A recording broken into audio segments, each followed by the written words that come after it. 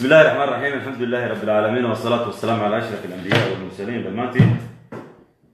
السلام عليكم ورحمة الله وبركاته. مالك سؤال شوكتان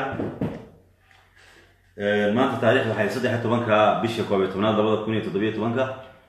caawana waxaynu galay habeenkii 14aad 2017 maanta waxa ka jirtay doorasho ayaa ka dhacday Somaliland doorasho madaxweyne ayaa ka dhacday oo ay ku loolayeen saddex musharax iyo ku-xigeenadooda oo ka kala socday saddex xisbi Somaliland waa kulmiye waa ucid waa wadani musharaxiinta ku loolamaya saaxadda Somaliland maalmihii ugu dambeeyay ololahooda doorasho aynu daawanaynay iyo hadallada ay fagaarayaasha ka yeedhinayaan ka jeedinayaan waxa kamid ah Muuse Biixi Cabdi, Faysal Ali Waraabe, Cabdiraxmaan Ciro intuba shacabka ay ka doonayeen cod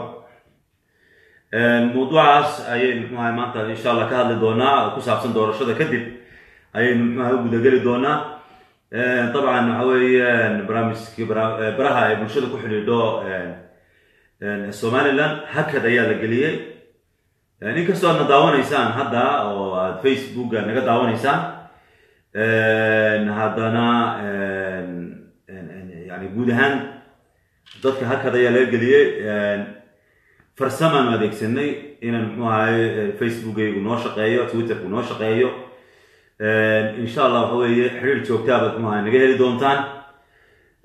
insha Allah waxaan ku dadaali doonaa anaguna inaan u adeegsano baraha ay bulshada ku xidhiidho maadaama arrinkan uu iska xasaasi yahay inaan u adeegsano sida ugu habboon aan soo gudbino insha Allah biidhnillah alkareem yani falaqayn iyo faalo aan isleenahay waxtar mooye waxyeelo insha Allah ma yeelmayso biidhnillah alkareem guud ahaan dalka insha Allah biidhnillah alkareem marka insha Allah waad nagala socon kartaan halkan maalmaha soo socda insha Allah waad nagala socon kartaan Facebook-ayga Cabdimalik Sheekh Muuse Aldoon sidoo kale waxaad nagala socon kartaan jiritaan.com warbaahinta jiritaan.com insha Allah YouTube-keeda iyo mareegta lafteeda waxa weeye shabakadaas waad geli kartaan waa jiritaan.com news la raacin maayo sida baraha bulshada Soomaalidu ay u badan tahay ay raaciyaan waxaas news laakiin jiritaan news la raacin maayo waa jiritaan.com marka kuma nufaafin wax ku saabsan طبعا doorashooyinka natiijada runtii anagu gacanta kuma hayno wax natiijana runtii yani ku faafin mayno sababtoo waxa weeye natiijana hayna ma jirto laakiin waxaan doonaynaa inaan sida jawiga doorashada u dhacday sida loo soo gabagabeeyay halka la marayo insha Allah ayaan idin soo gudbin doonaa insha Allah biidhnillah alkareem ha mogaanina jiritaan.com iyo Facebook Cabdimalik Muuse Aldoon sidoo uu qoran yahay israacsan Cabdimalik Muuse Aldoon Soomaaliya kan aad imika igala socotaan waxa dhici karta in Facebook iga muuqaalkan la dago oo meel kale la geliyo laakiin insha Allah bar isku dayaa in Facebook Cabdimalik Muuse Aldoon idinka soo naado Facebook iyo badan insha Allah biidhnillah alkareem maanta haddaan ku soo noqdo mar labaad mowduucan ka hadlayna waxa weeye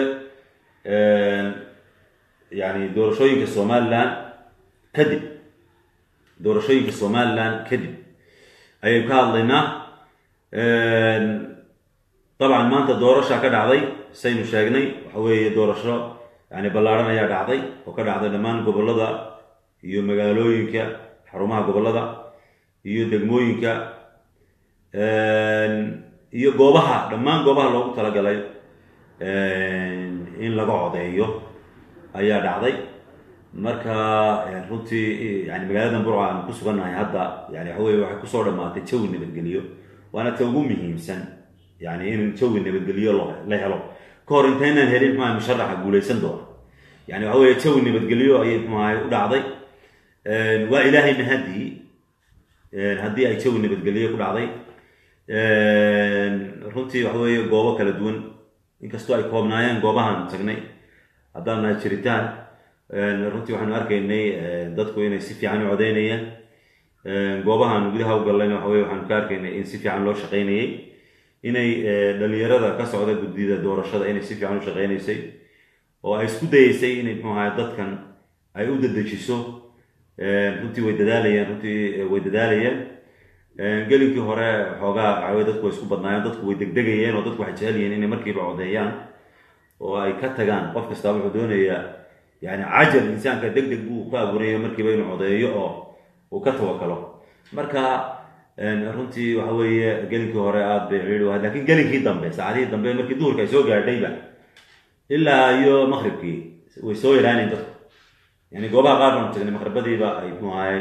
aan safafba lagu jirinba oo yani midhmidhsaa loo soo gelayo oo yani si wacan loo dhameeyey hawlaha loo dhameeyey marka waxa weeye doorashada iyo qaabka ay u soconaysay intaan warbaahinta jiritaan anagu aan muxuu ahay xoogaal u nahay yani qaabkaa wanaagsan bay u dhacday yani saaka waxaanu ku sugan goob baanu ku sugan doorasho subaxii hore saaka runtii way dadaalayeen dhalinyarada maxaa guddida doorashooyinku waxay isku dayayeen inay gudbiyaan inay muxuu ahaye u fududeeyaan dadka waxyaabaha runtii aan u fiirsanay runtii ku badnayd markan doorashooyinka yani muxuu ahaye sanadkan 2017 ee madaxweyne ee Somaliland yani waxyaabaha runtii yani aad ugu fiirsanay maadaama aan goobta aan cabaar sii joognay waxaan arkaynay dad badan oo yani muxuu ahaye aan iyagu calaamadsan karin oo la weydiinayay ma calaamadsan kartaa mise ma calaamadsan kartid oo qofka xisbiga doonaysid ma calaamadin kartaa calaamada loogu talagalay mise calaamadin kartid marka dad badan oo hooyooyin badan oo ayaa muxuu ahaye iyo aabayaal badan iyo dhalinyaro aan akhriin aan qorin ayaa jiray oo laha hadlay calaamadiyo markaa waa loo shaqaynayay yani siyaabaha tallaabooyinka ay maraysa ee loogu calaamadinayay qaab waxay ahaayeen qaab laisla ogyahay intaan muxuu ahay arkaynay runtii marka waxa weeye waa loo waxa weye meeshuu dalbado keebaa doonaysaa kii baa loo calaamadinayay yani muraaqibiintu arkaysa muraaqibiinta xisbiyada ka socota saddexa aan arkayno loo sheegay in muraaqibiintii waxa weeye iyo waxay isla arkayaan loo calaamadinaya qofkaas xisbigu doonayo ayaa qofka waraaqda lagu celinaya wuxuu gelinaya sanduuqa ayuu gelinaya yani ma sha allah walxamdulilah yani runtii waxyaabaha ka midka ah waxyaabaha googaya laakiin marnaba uu soo noqonaya marka khadka hadduu naga go-o go-aya dana uu soo noqonaya dana go-aya uu soo noqonaya qaabka ugu wanaagsan baan doonaynaa anagu runtii natiijo inta badan ilaa markii musoobo baxaya wareegaya u soo baxay wareeg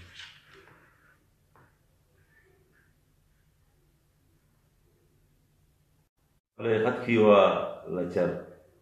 jaray bom waa la jaray gule bom buu gule ayuu soo qaray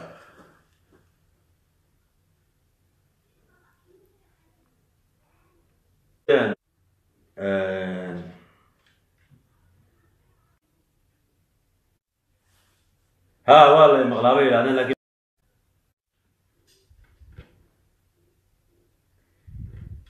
marka insha Allah waxa weeye doorashadu runtii si fiican bay u dhacday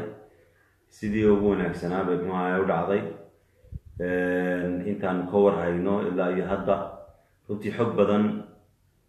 oo yani muxuu ahaay aan la hubin ma doonayno inaan muxuu ahaay halkan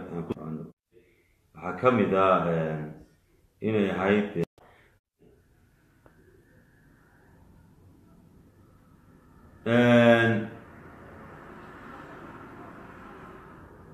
internetka waan ka yar baxaya waan kusoo noqonaya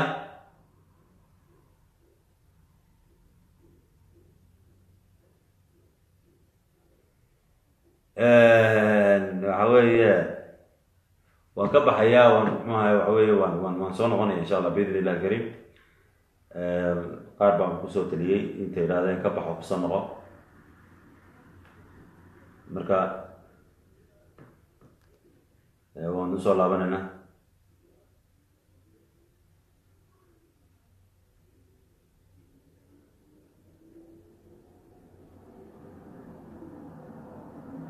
imika saad u aragtaan ma arkaysaan imika caadi miya xagga uu soo noqday soma khadka imika soo qora inuu caadi yahay يسوق قرأت عادي ينوض عادي أحمد عبد الله بيقول أوكي مثل أحمد عبد الله أوكي بيقولي ويلك الصومالي نمدو فأنا ما يبني أحمد عبد الله أوكي بيقولي حاجي مدح القلب بيقولي فوضى فرع حاجي وعادي وعادي عرفت أقول لك طيب ما هاي صورة ما بلاك أند وايت كأقول عادي صورة عادية صورة الكلر كان صورة ملونة وهي عادي وملون وهي النية خير شيء يعني ضدك ما دنيني يا ما هي دورشين في الصومال لأن نية خير شيء دورشين بدون بعد عطي نتيجة ونحسنا ونسوينا دمانتي نتيجة ونحسنا ونسوينا قلتي وحن كفاية سنة وما هي إذن كيرنا أما بدها تشوجا أما دبدة تشوجا وحن إذن كيرنا إن شاء الله ما هي هوية يعني هنا دي لسان يعني runtii wixii waxa lagu noqon lahaa lagu hagaagina oo aad yani ka feejignaatan wixii ay dhibaato xumaa inaga soo gaarnay kursigaas cidii alla u qoray xumaa fulaysa waxba yeeynan isku colaadin waxba yeeynan xamaasad dheeraad isgelin yani waxa weeye cid u baan xumaa kursigaas xumaa fulaysa oo madaxweyne noqonaysa xisbi baa la wareegaya yani xisbiyadan waxa weeye meelo badan oo isaga eegayeen baa jira waxa aynu kala caroonana waxa weeye waa iska yaryihiin marka waxa weeye natiijada lagu dhawaaqo guddida doorashooyinka ku dhawaaqdo yani waxa weeye waa in loo hogaansanaada in badan baa lagu celceliyay musharaxiintuna waxa weeye way ballan qaadeen shacabkuna waxa weeye way ku khasbayin inay ballan qaadaan oo ay aanay dhibaato ka keenin hasugina muxuu ahaa inuu musharax aqbalo in laga guulaystay laakiin idinku u horeeya guddida doorashooyinku haddii ay soo saarto go-aan inay aqbasho idinkuna aqbala biidni illahi alkariim waxyaabaha runtii aanu idinkula dardaarmayna waxa weeye waa saas yani qof kasta oo soomaaliyana maanta faan bay u tahay iyo farxad meeshuu doonaha jooge horumarka ay somaliland gaadhay saasaan filay yani qof kasta oo soomaaliya yani magaalada doonaha jooge meesha doonaha jooge yani muxuu ahaye hadduu doono somaliland ha ka aragtid wanaada xagga siyaasadda laakiin waxa weeye runtii faan bay u noqonaysaa waa inay faan u noqotaa yani ummad soomaaliyeed horumarkay gaadhay iyo nidaamka ay samaysatay iyo inay samaysatay kala dambeyn iyo yani la-aanta haddii aynay nidaamka kala dambeyntu aanu jirin yani runtii somaliland halkan maanta may soo gaadheen yani waa inuu qofku saa ku xisaabtamaa maaha un inuu yidhahdo somaliland ma jirto iyo somaliland waxa weeye soomaaliya hoos timaada iyo arrimahaas inuu yidhahdo qofku waxa weeye maaha yani waxa weeye somaliland horumarkay gaadhay doorashaday samaysatay hanaanka maamul ay samaysatay iyo kala dambeynta iyo in awoodda muxuu ahaye la isweydaarsado oo marba muxuu ahaye uu cidi qabato cid nidaam la samaystay noocaasa yani runtii wax lagu faano wax lagu farxo yani waxa weeye qof kasta oo soomaaliya oo caafimaad qaba waxa weeye ku farxaya saasaanan ugu baaqaya inay muxuu ahaye runtii arrinkaa ay soomaalidu ay u arkaan inay iyagu leeyihiin horumar ay gaadheen yani waxa weeye dhul kasta oo soomaaliyeed waxa weeye wayna farxinaya farxad wayna gelinaya somalilandna waxay ka mid tahay yani muxuu dhulka soomaalida ayay ka mid tahay yani maanta waxay ku tallaabsatay yani wax aanay muxuu ahaye dowlado badan oo la jaara oo geyigan muxuu ahaye ama caalamkan muxuu ahaye yani muxuu ahaye aan ka mid ahayn caalamkan ka mid a aanay ku tallaabsan bay muxuu ahaye ku tallaabsatay yani shayga ugu muhiimsan in marba cidi qabato oo nidaam la samaysto oo ciddii kusoo baxdaa doorasho lagu qanacsan yahay oo la yidhahdo waxa weeye qoladaas ayna maamulaysa yani runtii waa heer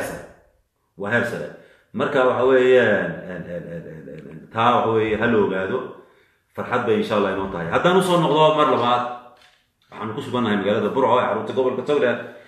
aan idin xasuusiyo mar labaad cidda khadkan ugu soo biirtay waxaanu ka hadlaynaa doorashada somaliland ka qabsoontay maanta ayay soo gabagabowday doorashadii waxa weeye magaalada burco aanu ku sugannahay si nabada oo yani degan oo bilaa buuq oo bilaa sawaxana ayaanu arkaynay oo ay kusoo dhammaatay saxmad badan oo doorashooyin hore ayaan goobjoog u ahaa doorashadii muxuu ahaye baarlamaanka 2005 goobjoog baan ahaa doorashadii 2010 ee madaxweyne Silaanya lagu doortay goobjoog baan ahaa yani inta waxa weeye yani ilaa maqribada iyo wixii ka dambeeyay kusoo gaarayeen dadku safafkii oo ku jira markan waxa weeye nidaam baa la sameeyay runtii aan sababayn in la sii joogo oo waxa weeye oo qofku xitaa aanu mar labaad aanu kusoo noqonayn goob ku codeeyay goobtaas waxa weeye isla markiiba waa la calaamadinaya inuu codeeyay goob kalena ma tegay waxaana goobtaadii ma haddii goobtii kusoo noqdana waxa weeye waa loo eegaya kaarkaagii ha magaciisii waa lasoo saaraya waa uu codeeyay waad codeysay wey haddii uu kusoo noqdo haddii kusoo noqdo marka waxa weeye markiiba way soo dhamaatay doorashadii markiiba way soo idlaatay guddida doorashadana laga sugayaa natiijada wixii cabasho ah iyo wixii maxaa dareen ah waxaa laga sugayaa xisbiyada inay hadhowto iyo goorta iyo xilliga iyo taariikhda iyo meesha iyaga ugu talagelaya ay ka hadlayaan wixii muxuu ahay xadgudubyo ay u arkaan iyo muxuu ahay shuruucdii doorashada hanaanka u socotay wixii laga tallaabsaday xaq ayay u leeyihiin inay muxuu ahay soo gudbiyaan sidoo kale xaq bay u leeyihiin markay gudbinayaan inay warbaahinta adeegsadaan oo ay warbaahintiina u gudbiso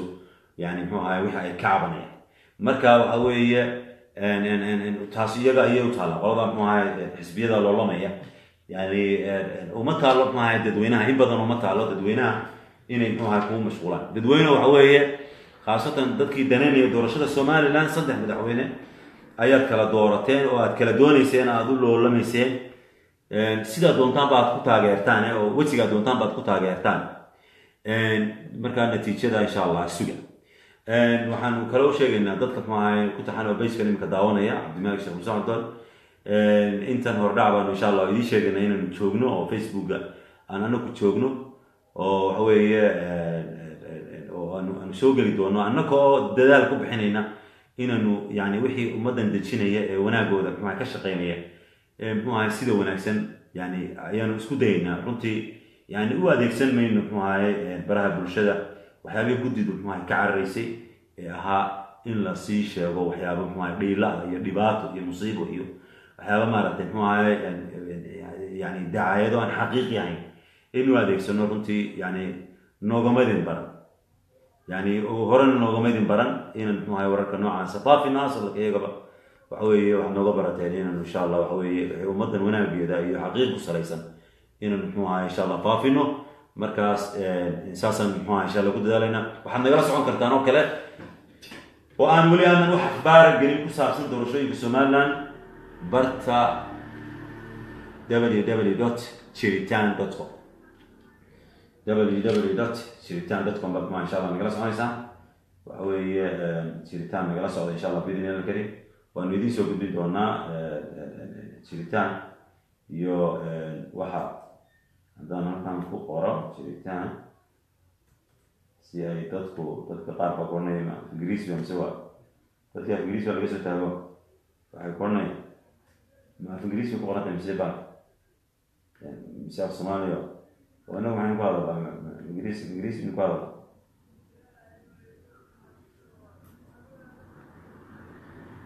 ingiriisi ku hadalaa mise soomaali